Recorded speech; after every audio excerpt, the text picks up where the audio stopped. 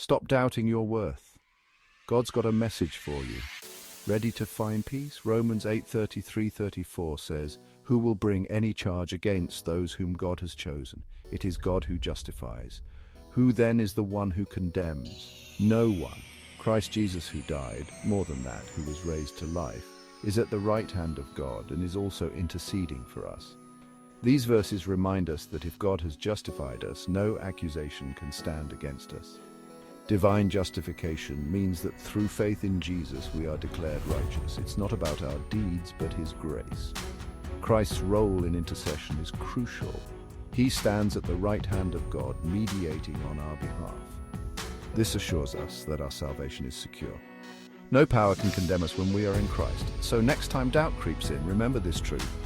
God justifies and no one can condemn. Let's pray, Lord. Help us grasp the depth of your love and the certainty of your salvation. Strengthen our faith and fill us with peace. Amen.